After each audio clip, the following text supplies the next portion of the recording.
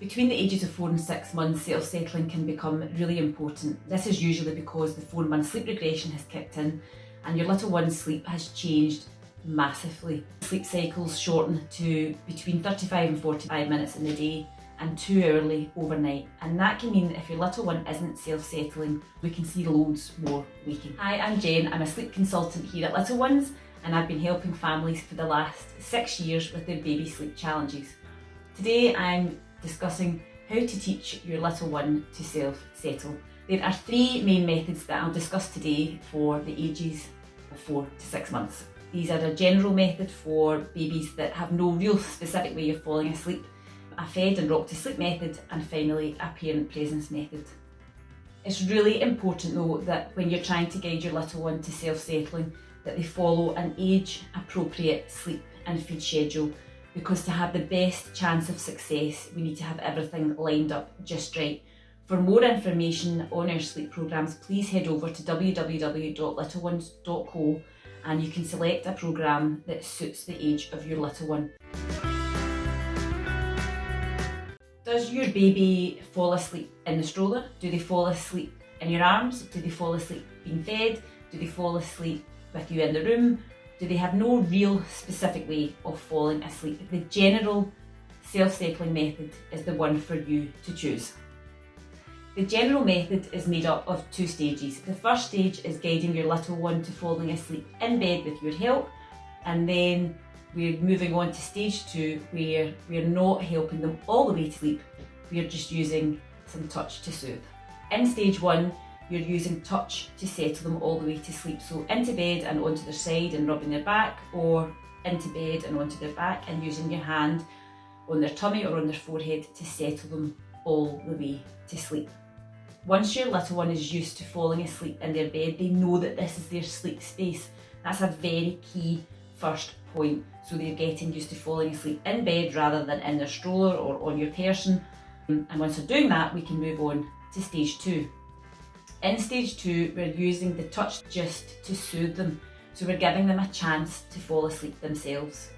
If your little one is protesting or getting upset, you can set a timer, a maximum of 6 minutes, not any more than that. And if your little one is very, very upset, you may want to intervene before the end of that 6-minute timer. And we're intervening to soothe using the same touch we did to help them fall all the way to sleep. Try not to rush things too much. It might take around about a week or 2 to move through stage 1 and stage 2. It's important to note as well that when your little one is learning the art of falling asleep, we might still have some unsettled sleep overnight and unsettled lunch naps. But once your little one is nailing self-settling, they should get much better at linking those sleep cycles day and night, and that will give you those longer stretches of sleep. If things are not working for your little one and they're not getting there with self-settling, then this is where we would want to be really troubleshooting with you so that we can make sure there's nothing hindering the process.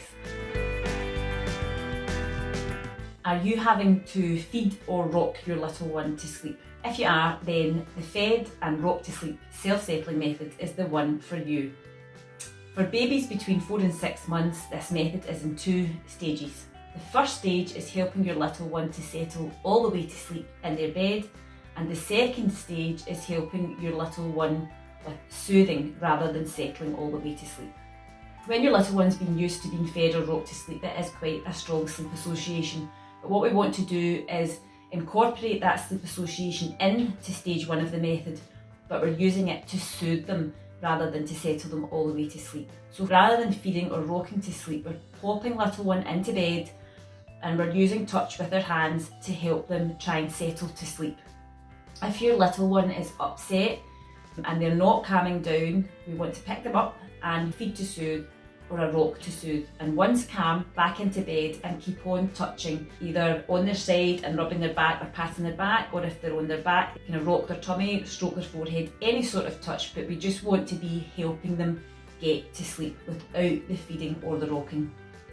If you get to 45 minutes into things and little one's still not asleep, settle them all the way to sleep any way you can and try again at the next nap or bedtime. Once you can place them into bed and settle them with touch all the way to sleep, it's then time to give them the chance to fall asleep themselves.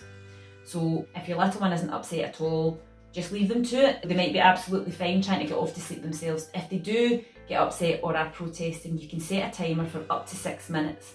At the end of that timer, if they're still upset, we can touch to soothe. And once calm, we take our touch away and give them the chance to settle again.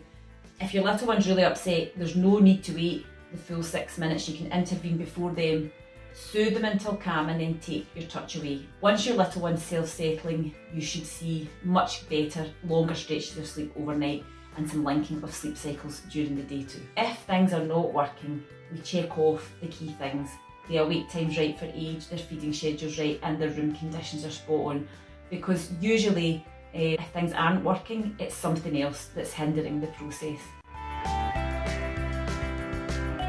Are you sitting in your little one's room waiting for them to fall asleep for naps and at bedtime? If you are, then the parent presence method is the one for you to guide your little one towards self-settling. This method is made up of 4 main stages, and essentially what you're doing is just moving away from the cot side gradually. Stage 1, you're right beside little one's cot, and if you have been helping them off to sleep with touch, we just use that touch to soothe. So if little one gets upset, we touch to soothe, and then once calm, we take touch away. In 2 or 3 days, they should be settling quite well just with your presence, not needing any touch to soothe. And once they're at that stage, move on to the next one. So once little one's settling well with you just beside the cot, we move to the middle of the room. And if little one is protesting that change or getting a wee bit upset, we can use our voice to soothe until calm. And once calm, we can let them do the falling asleep. When they're all right with you just in the middle of the room, in stage 3, you're heading for the door, but you're inside the door, and it's the same as stage 2. If they're upset, we can use our voice to calm them down. There's no real limitations on how many times you can use your voice to soothe, but hopefully by the time you get to stage 3, it wouldn't take too much for them to calm down. Stage 4, which is the final stage and often feels the hardest one, is when you move out of the room. And it's the same process again. You're out of the room, and if they're upset, we can use voice to soothe. If you've got very heavy doors or you think little one can't hear you, you could use the monitor, or you could keep the door ajar just as long as there's not too much light coming in so that they can hear your voice. If at any one of those stages you use voice to soothe and they're not calming down within 6 minutes, I would go to them and touch to soothe and then go back. Don't rush the process though. Wait until your little one is okay with where you are in the process before you move on to the next stage. And like we always say, if you're not making progress, we check all the usual stuff: awake times, sleep schedules, feed times, to make sure there's nothing that's hindering little one falling asleep. And once they're self-settling really well with you out of the room, you should start to see those longer stretches of sleep overnight and at some naps.